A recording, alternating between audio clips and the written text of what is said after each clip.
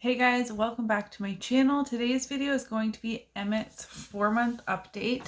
My setup's looking a little different because I just haven't had the time to be filming lately, so I'm using my phone. I have it set up on my BoxyCharm box at my vanity, and we're just getting it done. The lights aren't set up. They're over here in the background.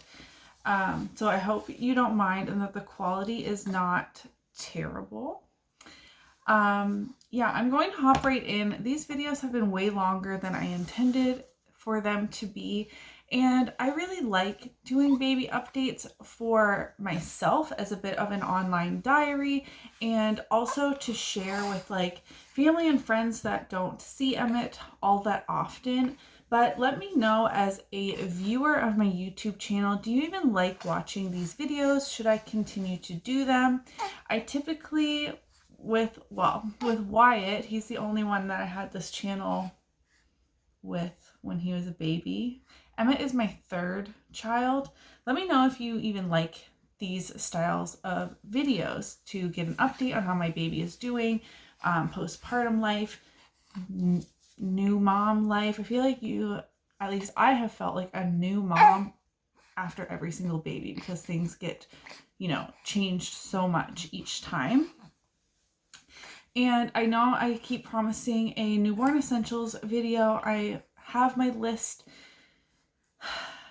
It's just everything like new baby, homeschool, COVID-19. I do run my own business, and I just onboarded like my biggest client to date. And yeah, things are just really, really busy over here.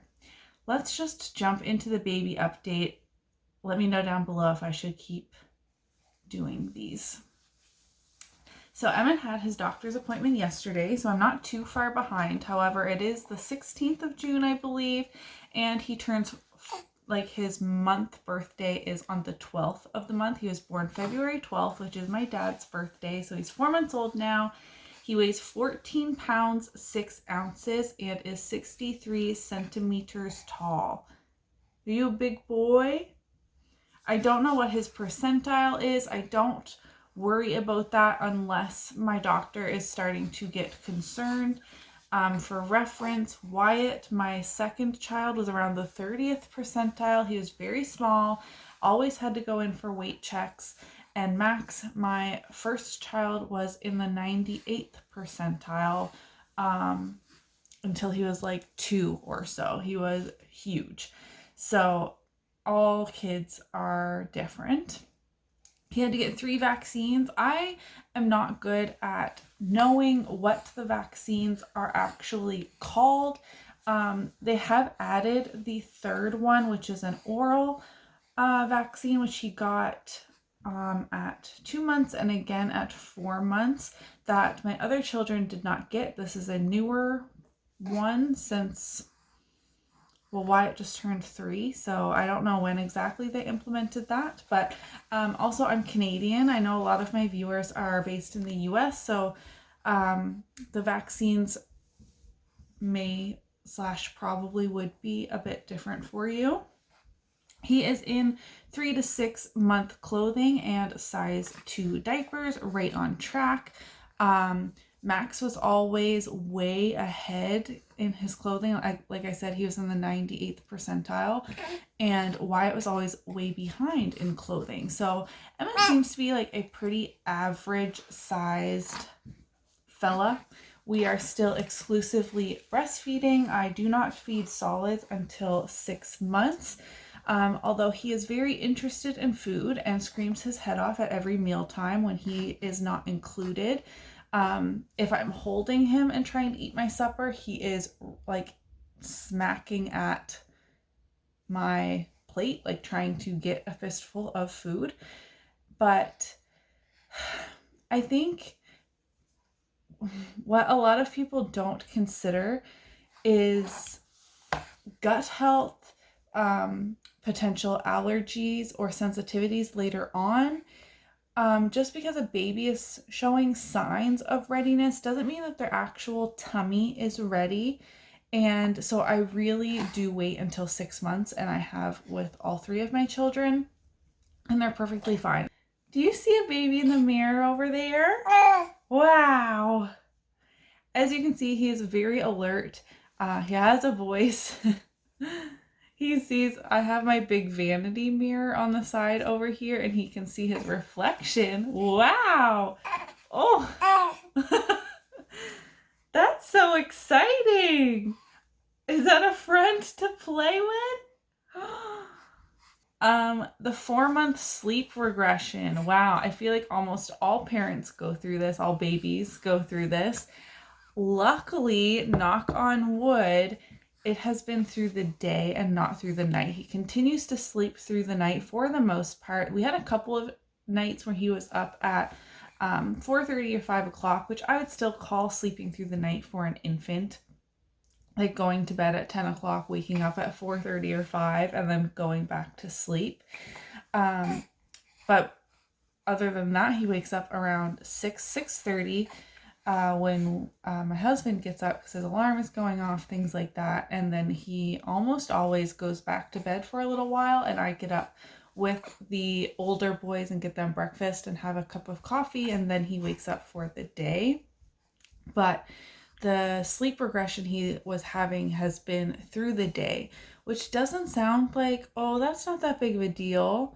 However, not only because I'm working from home, I have the other boys, cleaning, all the regular household stuff is just harder to do when, especially now that he's at the age where he wants to be entertained. He wants to be played with and talked to and stories read.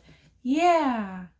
It's not like when they're brand new, and even when they're awake, you can kind of put them on a play mat and walk away for a few minutes, things like that, and they don't mind, or in their bouncer seat. He now wants to actually play. And beyond that, I just thought there was an ant crawling on my leg. Beyond that, by the end of the day, he is so exhausted and just overtired, overstimulated. Then it's really hard to get him to go down. He's been standing up like this whole time. He's very strong.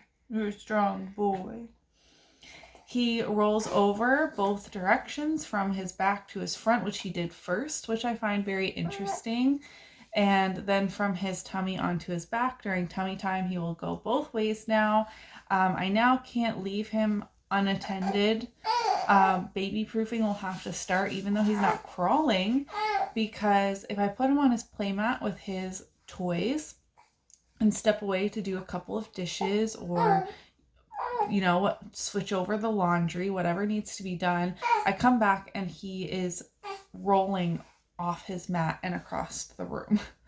And with him being the third, I mean, there's Lego around and you're drooling all over me. So we're going to have to work on baby proofing the house sooner than I expected. And also he has rubbed off on this side, not so much this side, all his hair right here from digging his head in to roll himself over. And when he discovered he could roll over, that's all he would do. You put him on his back, roll, roll, roll, roll. Now it's a little less so if he has a really interesting toy. So I'm hoping his poor hair will grow back in a good amount of time over here. He loves to be sitting up and standing, as you saw. He doesn't like to be cradled down like this anymore. Do ya?